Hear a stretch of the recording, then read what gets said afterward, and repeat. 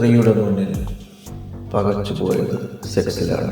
ശാരീരിക ആഘോഷത്തിൻ്റെ അറിവുകൾ ഒരു പ്രഹരത്തിൻ്റെ രൂപത്തിൽ അവനെ ഇളക്കാൻ പോന്നതായിരുന്നു.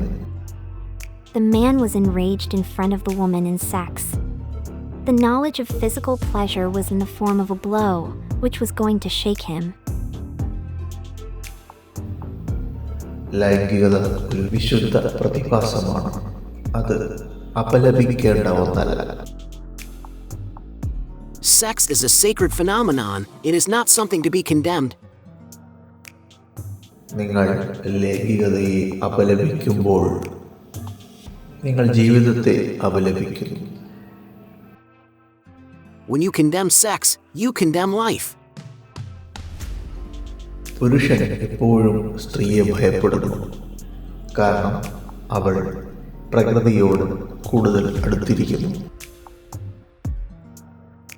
Man has always been afraid of the woman because she is closer to nature.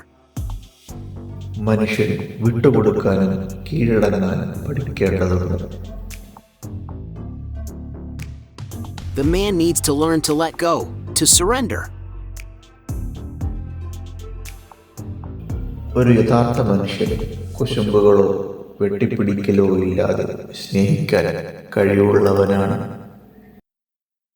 A real man is one who is capable of loving without possessing. സ്നേഹം ഒരു ആഘോഷമായിരിക്കണം, കടമയല്ല. Love should be a celebration, not a duty. സ്നേഹത്തിൽ ശ്രേഷ്ഠതയോ അപകർഷതയോ ഇല്ല. In love, there is no superiority or inferiority.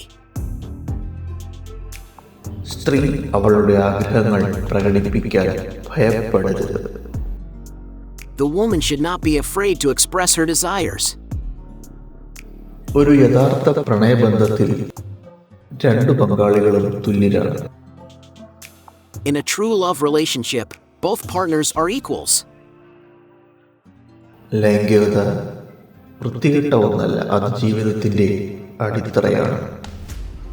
Sexuality is not something dirty, it is the very foundation of life. ലൈംഗികതയെ അടിച്ചമർത്തുന്നത് എല്ലാത്തരം വികൃതികളിലേക്കും നയിക്കുന്നു. Repression of sex leads to all kinds of perversions. ഒരു പ്രബുദ്ധനായ വ്യക്തി തന്റെ ലൈംഗികതയെ അസ്തിത്വത്തിൽ നിന്നുള്ള സമ്മാനമായി സ്വീകരിക്കുന്നു. An enlightened person accepts his sexuality as a gift from existence.